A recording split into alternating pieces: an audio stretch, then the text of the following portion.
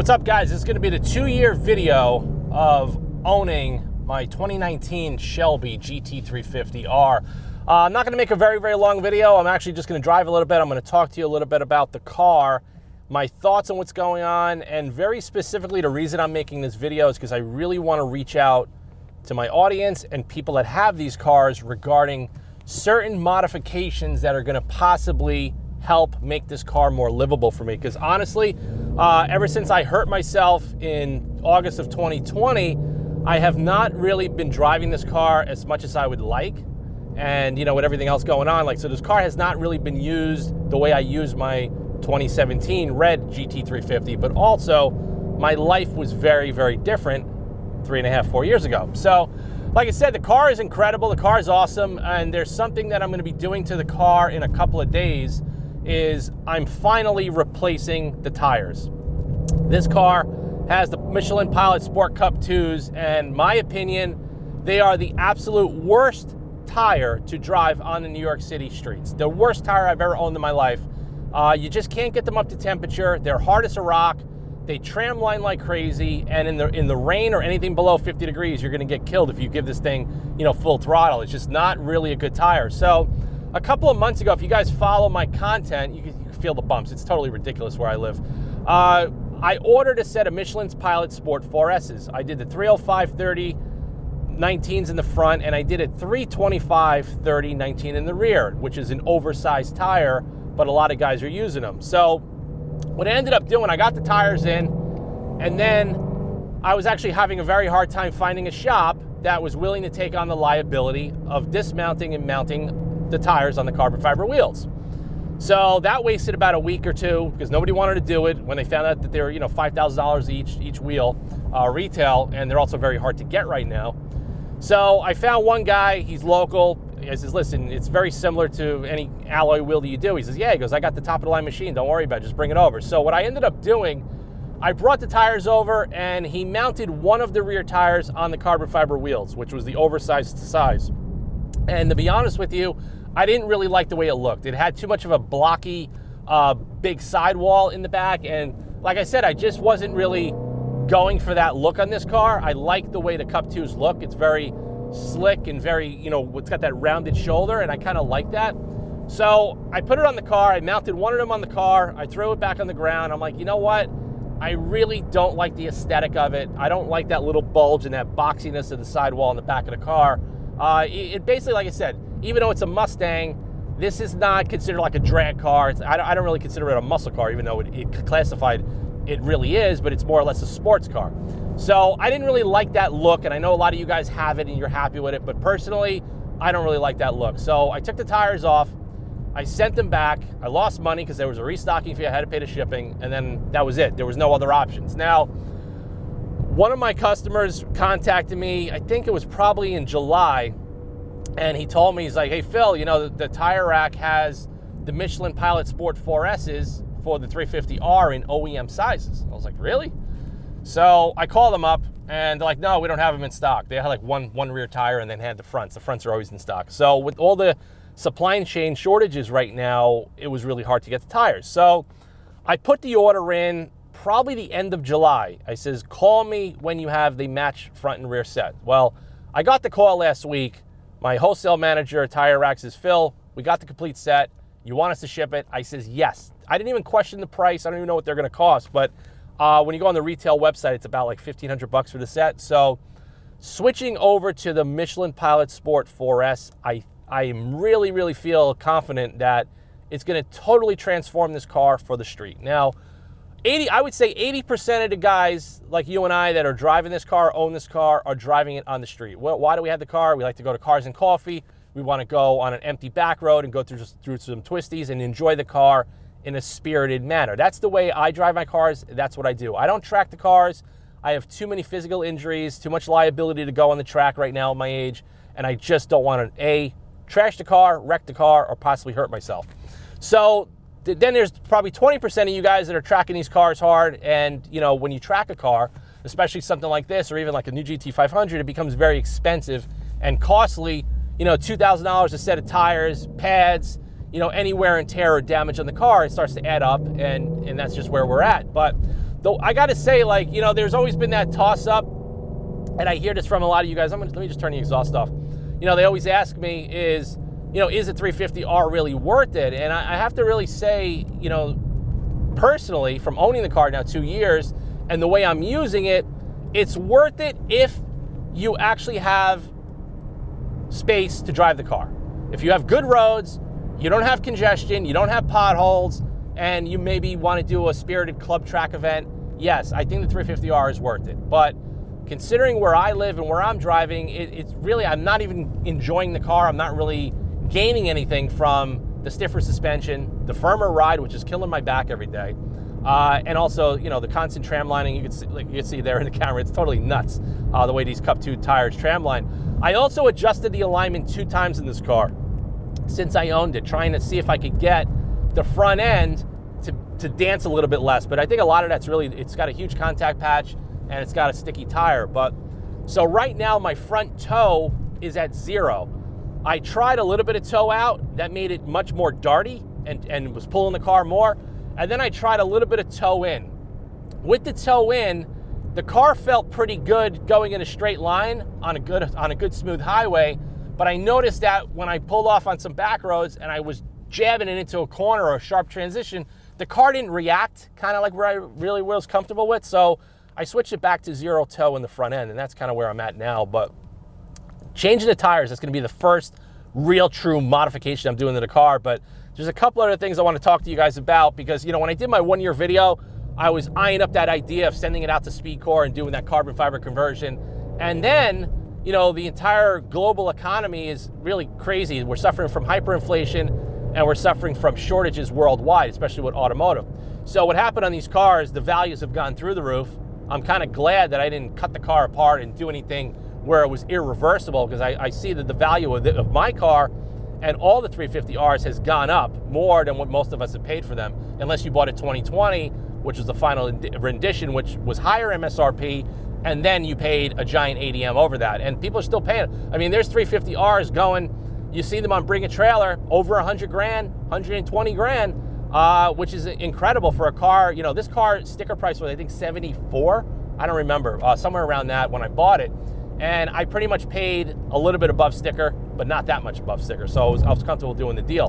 But, you know, considering where the value of the car is, I actually don't regret buying the 350R and spending more money, because from an investment standpoint, I mean, you could hear these roads. I mean, it's totally ridiculous.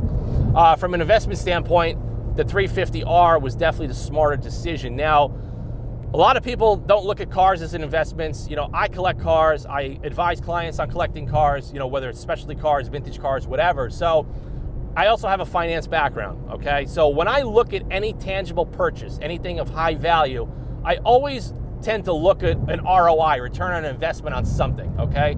Even though cars depreciate, you know, most cars are mass produced and they don't really go up in value, they just drop like bullets. So I tend to buy cars that are limited, harder to get, and also hold their value. So all of the cars that I have are in that category, and they all have a very unique, visceral, high performance, enthusiastic driving experience, especially like the 350R. It's one of the last cars you're gonna get with an NA flat plane crank with a manual gearbox. It's just not gonna happen anymore, especially with carbon fiber wheels. So the fact that you're getting a real driver's car, and I actually own it, and I'm fortunate enough that I still have it, and I bought the car before the whole world went upside down, it kind of makes really good use that I held on to this car. Even though I haven't been driving it a lot, I still decided to keep it. I didn't want to sell it. I thought about selling it a couple of times, and a lot of you guys are like reaching out like, oh, you're gonna sell it for the Corvette. No, I would never ever trade this car for the C8 Corvette. I just wouldn't do it. I actually had a C8 Corvette on order. I got tired of waiting. I canceled it. I sold my spot to a client. I made a few dollars on that, and I moved on. And a couple of weeks back, I was actually considering trading my Alfa Romeo for a 3LT C8 Corvette, just because I want something new. I want to have a new automotive experience. I want to modify something different. And I love mid-engine cars because they just drive a lot better and they ride a lot better, especially on broken up roads like where I'm living. So that deal never went through. But I tell you right now, the new Z06, you know, a lot of people are disappointed that it just looks very similar to a regular C8. There's nothing very special about the aesthetics of it from what they're showing with the spy photos and what's going to be unveiled. I think they're going to unveil the actual car sometime next week, which we'll see what it looks like in person. But that's going to have a flat plane crank and a V8, and I think that's really going to be something that's going to be on my radar. Now, you know, would I replace this car with that? I don't know. Would I buy that and keep this as well? That becomes a little complicated with space and, of course, finances. But, you know, if the C8 Z06 was available now, there's a very high probability that the Alfa Romeo would be traded in towards that. I just think that's pretty much where my brain was thinking, because I was trying to find the perfect spec Ferrari 458 for the last 9 months, and I just can't find a car that's got the color spec I want with the carbon fiber Saybelt bucket seats. That's really the only way I would buy that car. And that's really what I wanted to do, is I wanted to sell the Alfa either to a customer, fan, or whoever watches the channel, or trade that in on a Ferrari, but I just haven't found the right car. And a lot of the cars that I found through independent dealers, they have too many stories behind them, no records, and I just don't feel confident in basically, you know, taking on a transaction like that, where a story car is always going to be a harder car to sell, and possibly a car that's never really going to go up in value. So I'd rather have a one-owner car or a two-owner car with documentation and history. I don't buy cars that don't have that. So I'm going to get out in a few minutes. You guys, unfortunately, I'm bouncing around. This is where I live. But I'm going to get out. I'm going to talk to you guys about a couple of things that I want to do on the car. I've been having a hard time calling vendors to get some of the stuff that I want to do, just like some cosmetic stuff I want to do in the interior. And also, there's one mod that I've been dying to do to this engine since 2017 when I had my red 350, because I did that conversion on one of my Pro Touring muscle cars, which was an 8-stack fuel injection where it has 8 individual throttle bodies. On this engine would be over the top insane. Now, Borla Exhaust bought out a company that makes that. I think it's called TMI, or one of those companies that makes the injection systems with the manifold. And they have a conversion. I talked to a bunch of guys that build hot rods. One of the guys is Hollywood Hot Rods, Troy Ladd. He built like a 32 Roadster, and he put a Coyote motor, and he made the valve covers look old school, and he put the 8-stack injection on it, but he had to defeat the cam timing. I don't know, they locked out the cam timing, and I don't really think I would want to do that, because the way this car is, it revs out so high, and that's kind of like the sweet spot of, you know, the beauty of this engine. So I would love to do something like that on this, because I would love a little bit more power, a little bit more, you know, bling, possibly when you pop the hood. It would totally give this car probably an honest 50 more horsepower. It would just be over the top insane and cool, but I have not found anyone that is willing to get involved and partner with me as far as like making the manifold work and doing the tuning and setting it all up, because that could be pretty complicated. But I don't know anybody. If anybody does, please point me in that direction. If anybody has done an 8-stack injection on the 5.2 Voodoo motor, please let me know, because I want to learn more about it. And I think it would probably cost maybe like 12 to 15 grand to do it. And something like that I would do. I'd rather do that than doing a supercharger by adding all that weight over the front nose, or doing the turbocharger. I understand forced induction is going to give it more power. That's not really what I'm after. I'm not looking for an extra 200 horsepower. If that was the case, I'll just sell this and go buy a GT500. That's really just not where I'm at right now. So I want a little bit more power, probably a little bit better throttle response, but not over the top where it's going to overpower the chassis and possibly scare me and make me, you know, terrified to drive the car on the street. That's just not what I want. Especially like right here, I'm going through some of these turns, and you know, I'm enjoying the car, but if I had an extra 200 horsepower and I punched it, there's a good chance that I probably would hit the wall right now. That's just the way it is. So I'm gonna get out in a couple of minutes, guys, and I'll talk to more about the 350R and a couple of things I want to do. But specifically in this video, I really want you guys to comment or email me direct about some of the things that I'm going to question and talk about when I get out of the car in a couple minutes. So stay tuned, guys. Before I get out of the car, I want to show you something. This is something that has failed or broken. Yeah, see if you could hear that.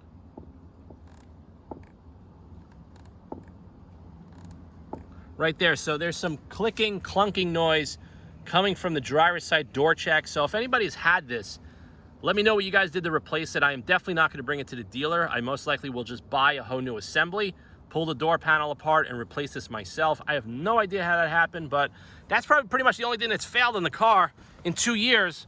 And, you know, the only maintenance I do is pretty much oil changes and cabin filters. But you can see there's no wear and tear on this car at all. It's like brand new. There's really low mileage on it. But I'll tell you one thing. I cannot wait to get these tires off. So let me just show you. These are the tires. You see how all the rocks and everything gets stuck to them? Like this thread right here, there's like nothing there. It's almost down to the flat surface. Over here you have a little bit of thread. And this is a car that's never been tracked, never did a burnout, never did launch control. So I absolutely hate these tires in the street. They're just no good. And they kick up too many rocks and they ride like absolute crap. So that's gonna happen. Yeah, you can hear the clunk. Let's see. Right there. So yeah, that's definitely annoying me, but I'll work on that soon. So cosmetically, the car is fine. You can see it. Kona blue is definitely a cool color. So this is what I want to do to this car. We're changing the tires.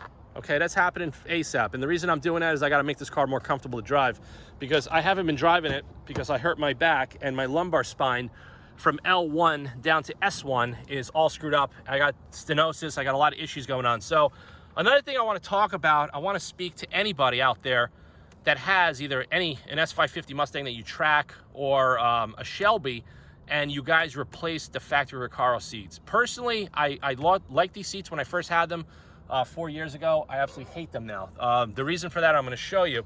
If you look over here, you see how the seat is tilted and it goes very deeply down, so my back and my ass kind of just gets plopped into here. And what happens is my knee is at a very sharp angle going down. So what it's doing, it's putting a lot of pressure on my psoas muscle and causing a lot of issues with the pinched nerves and all the lumbar sacral issues that I have in my back. So what's happening, so you hit this lever here and you can see all it's doing is jacking the seat up in the back. That's not really what I need. So personally, what I need in this seat is I need the front end of this seat to be lower, by about 2 inches lower. I need this angle of where the seat is sloping down. I need that to change dramatically in order for me to be comfortable driving this car again, because right now I dread driving it, and I love this car so much. I don't want to get rid of it, but now that I finally got access to tires, I'm going to start taking some steps to make this car a little bit more streetable for me, because that's pretty much how I'm using it, and a lot of you guys are using it. So a lot of guys are saying, hey, put the power seats in the car, and I personally don't want power seats. And I don't really like the aesthetic of the standard GT350 power seats. Plus, the car doesn't have the wiring harness for that. So I don't want to mess around with that, even though that would probably be a very simple thing to do. I know Jay Leno did it on his GT350R. But like I said, I'm not at that age yet, but I still want to compensate and put a better seat in this car. So the seats that I was looking at are the Sparco SPX seats. They're carbon fiber backed. And that's basically the aftermarket version of the seat that's in my Alfa Romeo Giulia Quadrifoglio. One of the best seats I've ever owned in my life. I could drive my Alfa Romeo 6 hours straight, and I never once come out of that car in fatigue or pain. This car, I drive for 45 minutes, and I'm popping Advils, and I'm all screwed up for the rest of the day with my pelvis and everything else. So that's an issue for me, is the comfort of the car. Even though it has mag ride, I'm going to tell you one thing. Ford did not do the greatest job tuning the mag ride for the street. Maybe on the track it's awesome, but for the street, it sucks. Especially for the New York City streets. General Motors, Ferrari, Aston Martin, Porsche, BMW, they definitely do a far superior job with the adaptive dampening versus what Ford did in this car. So that's one of the little disappointments of the car. I did a video not that long ago. I showed you guys the slip low on the bottom of the front bumper. Highly recommend it. It's super cheap. I'll give you guys a discount code if you go to that video. I'll possibly post that in the description as well. I actually smashed the bottom of the car several times, and it did not cause any physical damage to the expensive front spoiler. I believe that's about $1,800 from Ford. So, and also very hard to get right now with all the supply shortages. So that's definitely good. The rock guards definitely protect the paint. I still sell those. I have these in stock right now. So first order of business, we're going to change the tires. Now, I think I talked about the carbon fiber wheels in my 1-year video. This is really pissing me off, is the staining on that ceramic plasma coating. Now, I tried every method. The only way you could get it out is by steam cleaning it or dry ice blasting it, which I don't have the equipment to do that right now. And I talked to Carbon Revolution about this problem, and they says, well, the wheels and that coating is not really designed for aesthetics. It's designed for heat transfer and for track use only. So basically that's almost like saying, hey, you just bought an expensive car, it's got really shiny paint, and you got stains in the paint, but hey, you know what? That's lightweight paint, and it's supposed to make the car faster, so you got to live with the stains. Bullshit. Honestly, it's driving me absolutely crazy. So I want to think of a solution to this, and the solution is not, of course, spending $5,000 or $6,000 now on another set of wheels, because that's the reason why I bought this car, was to experience the carbon fiber wheels. And to be honest with you, on the street, you're not really gaining anything from it. You're really not. And the only advantage I think that I have of owning the R is, of course, the resale value and the rarity. This is a very rare spec as well, the Kona Blue with the white stripes. And it's also, you're not going to find a lot of these for sale as well. So that's pretty much it. I don't really want to spend more money on carbon fiber. I don't want to spend more money on forged wheels and more stuff laying around that I got put in storage. I don't want to deal with it. But the standing of the front barrels drives me nuts. I'm a detail OCD freak. If you guys watch the channel, you understand, you know, this one of the big things I love to do is clean my cars and take care of them. But that is totally pissing me off, and I've tried everything, and that definitely bothers me a lot. Also, I put the Hawk Street 5.0 pads in this car a couple of months back. They're mediocre. On their standard 350 with a normal tire, street tire, they work great. I noticed on this car, they're not that great. I don't know if it's because the different unsprung weight and the different rotational mass of the front end now with these carbon fiber wheels. I don't know, but on this car, the Street Hawk 5.0s are simply just mediocre. So if you guys are concerned about that, or you want to switch pads to a lower dust formula, that's going to be the trade-off. You're going to get a little bit lower dust, but you're just not going to get the performance of the OEM factory, probably original pads back in, or I'm going to put the Carbotech XP8s. I don't know, but over the winter, I'm going to be doing a bunch of stuff to this car, and I'll try to shoot some content as much as I can. Now, on the interior, this is where I want some advice from you guys, because I want to get these panels down here in carbon fiber to match the carbon fiber up here, which was an option on my car. If anybody knows, you know, do they have a replacement panel that I could just pop that out and pop in a new one? That's what I would do. I don't want to do an overlay that I have to glue over the factory, because it's not going to fit really well with the transition right here. So that's something that I want to do. And also these panels here for the window switches, I want to replace this as well with a full carbon fiber piece. And same thing, I don't want to do an overlay. So if anybody can recommend a vendor or a brand and you had really good results, contact me, post it in the comments below, and I'll do my best to order it. I'll do a video, and, you know, maybe I'll, you know, give them a little shout out as well. I would appreciate it, but I want to do this in carbon fiber as well. I don't really like the way this feels and looks. The rest of the door panel is decent. You know, you still got the soft touch material here. It's not bad. I don't want to go too crazy. I just want to do this in carbon. And then I was thinking about doing maybe the grab handles here in Alcantara. I already have that in stock, so I could just strip this off and sand it down and do that. That's not an issue as well. I also was thinking about taking the rear seat delete and also doing that in Alcantara, except I don't have enough Alcantara in stock to do that right now. But that's just one of those things that maybe I would do it. But most importantly, I want to get these seats out of the car, because I just can't take them anymore. And like I said, I just hope the explanation as to why, and we'll go down here with the camera, is the slope of the seat.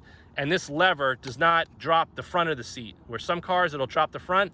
This car is just jacking up the back, and it's not really helping. So when you jack up the back, it's almost like you're sitting on the pedals, like the way your legs are. I just don't like the way that feels. And if I push the seat all the way back, and then I push this forward, then I can't really reach the pedals safely, and then I'll stall the car out like crazy. I've tried all different ways, and considering the issues that I have physically, I have to try to adapt this car, you know, to my new lifestyle and to what's going on with my body and my back. Otherwise, it's just going to sit in the garage collecting dust, and you know, I may be tempted to trade this in for something else that I can actually drive, because I don't believe in owning a car that you stare at and becomes a garage queen. I believe in using every single one of my cars. You guys watch any of my social media content, I drive every one of my cars regularly. Now, I did a video a number of months back where I replaced the stripe down here. This was, for me, because I don't do this kind of work, was an absolute nightmare. I don't do window tinting, I don't do vinyl, I don't do PPF. That's just not anything that I specialize in. But I could sand and do body work and paint the car. That's not an issue. But this stuff, I don't know, my brain just freezes. I can't do it. So what I got to do, I bought the stripes for the hood, because when I bought the car, you could possibly see it there. When they polished the car out, they kind of burned up the red. Okay, and what I did is I took some red paint and I airbrushed the red back in, but it still bothers me that that was a repair job. So I bought the new stripes. These were almost $600. Those are brand new. I finally got those in stock. Now, another thing I want to show you guys too, let me see what side of the car it's on. Oh, here it is. Okay, so this is the top stripe on the driver's side.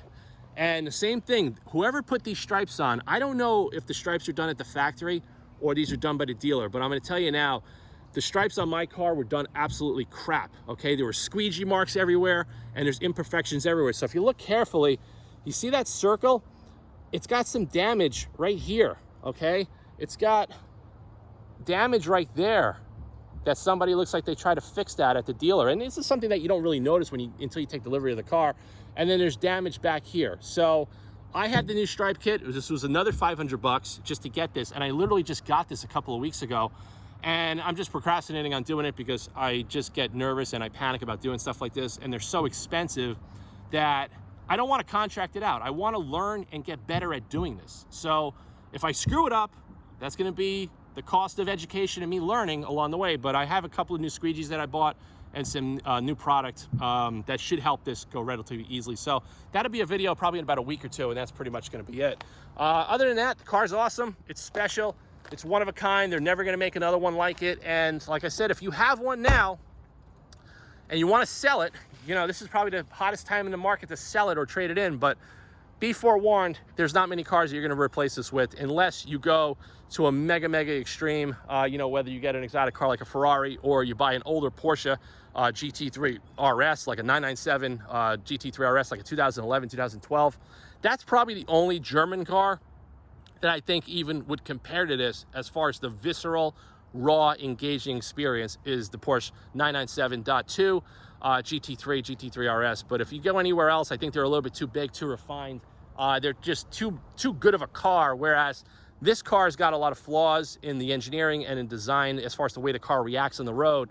But you kind of got to love it for what it is because of the engine, the gearbox, carbon fiber wheels, the crazy huge contact patch in the front, which a lot of cars don't have that.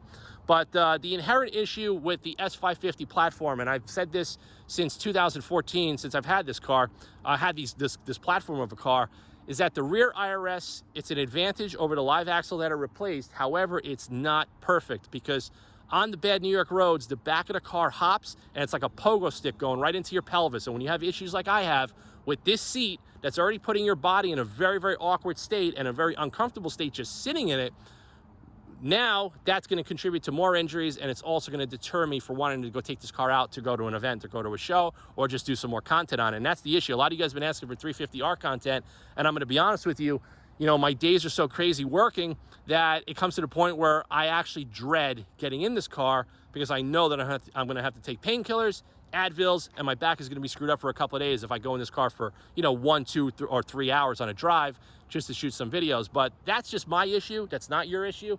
And I'm going to be working a way around it by, of course, we're going to be changing the seats. Now, another thing I want to do to the car, I want to lower it.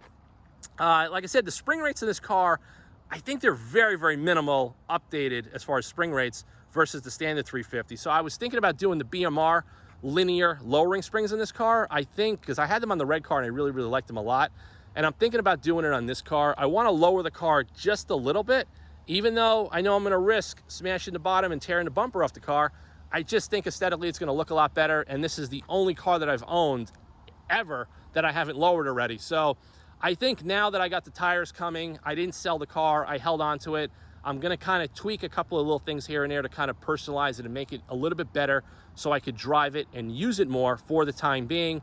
We're going into winter, so we'll see how far we could get with this stuff, but the seats have been on back order for months. Over a year, I've been trying to get those Sparco SPX seats with black leather, red stitching with the Alcantara and the gloss black carbon fiber. Just can't get it. They have one side, they don't have the other. They're left and right dependent. And with the supply chain shortages now, getting a lot of the aftermarket parts is very difficult. And it's kind of deterring me because there's a lot of stuff I want to do to this car, my other cars, and you just can't get the parts. And it's very frustrating as far as to not be able to get the parts or a substitute product. And then you want to shoot content and share it with you guys as well. So that's pretty much it. This is the 2-year ownership of the 2019 Shelby GT350R. Car is still awesome, even though I'm not using it as much. Stay tuned. There's going to be more videos on it. I'm going to do some more drive videos. The first drive video is going to be with the updated Michelin Pilot Sport 4S tires I am praying to God that this is going to transform this car into a completely different, more usable and more streetable machine. So that's going to be the step one, and then we're going to start doing some of the cosmetic stuffs. I'm going to swap out the brake pads, and then I also want to lower the car as well. I would love to completely rip this whole assembly out of the car and do 8 individual throttle bodies, what they call 8-stack EFI injection. Now, I don't know anybody who's been willing to want to work with this with me, but if anybody out there has a race shop or a tuner that has experience putting that kit on this type of motor without locking out the cam timing, please contact me immediately. I would love to do that, possibly shoot a series for the channel on doing it, but I would love to keep this car NA, and I think it would give this thing incredible throttle response. It's going to give it more horsepower and torque, possibly rev out even quicker, because you're going to have, instead of one big throttle body, you're going to have 8 individual throttle bodies. Now, I don't know how it would work, because those 8-stack injections, whether it's by Borla or Kinsler, they have mechanical throttle linkage, and this car is throttle by wire, which means that the gas pedal in the car is electronically controlled with the ECU and all this other stuff over here. So I am not sure how that works. Hopefully somebody out there makes a conversion kit. But like I said, I talked to a lot of people, even down at Roush Yates that I know and some other tuners, and nobody has experience in doing that type of a conversion. But I'll tell you right now, it's not even the money. It's a matter of the confidence in who I would partner up with to do it, because that is something that I want to do ASAP. I don't know. I just think this motor with an 8-stack injection, even whether it's not only in this car, but if I was to build another Pro Touring Mustang for myself or somebody one day, I would love to put an 8-stack injected 5.2 flat plane crank in that car. I think it would sound freaking bananas with, you know, NASCAR side pipes and some crazy exhaust. I think it would be absolutely insane. And thanks for watching this video. Stay tuned for more content. If you guys want to see more specific Shelby content, let me know. Send me an email, post it in the comment section below. If you guys have feedback or comments as far as some of the stuff I want to do to the car, or if anybody has done it, I want to hear from you. So post in the comments below. Let's keep the conversation going. Let's share feedback on these upgrades, modifications, adjustments, whatever you guys have done to make the cars more enjoyable and, you know, more pleasurable on the street. So thanks for watching, and I'll see you guys in the next one soon.